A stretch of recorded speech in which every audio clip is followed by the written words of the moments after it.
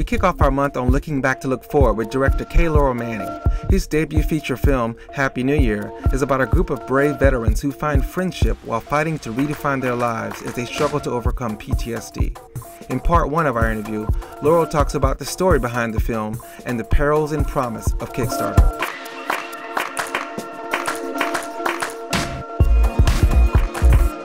So what is Happy New Year about, and what's the origin story? Happy New Year is a feature film that tells the story of a war-torn Marine who returns stateside after 4 tours of Iraq and Afghanistan. And he finds himself recovering in a VA hospital close to where he lives, close to his hometown, and he suffers from post-traumatic stress. There, he found himself surrounded by other soldiers, mostly from Iraq and Afghanistan, but there are some soldiers from veterans that are from Vietnam and World War II as well, that also from post-traumatic stress in some way. The project started as like a one-act play that I wrote about 6 years ago now in January of 2007, and it basically dealt with it was inspired by a conversation that I had with a Chicago policeman who happened to be an Iraq vet. I just became very intrigued by the idea of going to war, fighting, why people fought, why, what they got out of it, that kind of thing. And it kind of opened my eyes to this whole world of the military. And then I started to read articles about post-traumatic stress or post-war trauma or some kind of combat trauma that people were returning with. About 25% of all veterans will come back with some sort of post-war trauma. And that really intrigued me. So fast forward about 3 years to meeting this gentleman, and he inspired me to write this one-act play called Happy New Year. And got a chance to perform the play with my very close friend, Michael Cuomo, in the lead role of Sergeant Lewis. And then from there, we got the inspiration to do a short film adaptation of that short play. The seed was planted to do a feature film.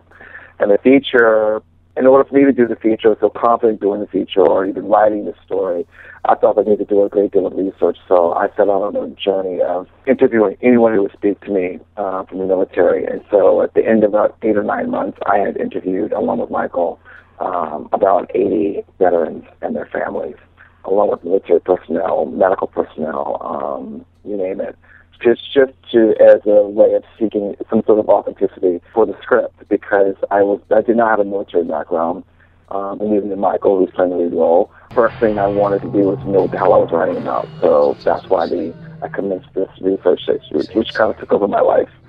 So the film comes out December 7th here in New York, and it will open slowly across the country. Cool, okay. So, Laurel, nowadays with sites like Kickstarter and Indiegogo, more than ever, people can do microfinancing. What are the pros and cons of going this kind of crowd-funded route, and what do you think of the trends are going to be in the future? How is this going to evolve in the future?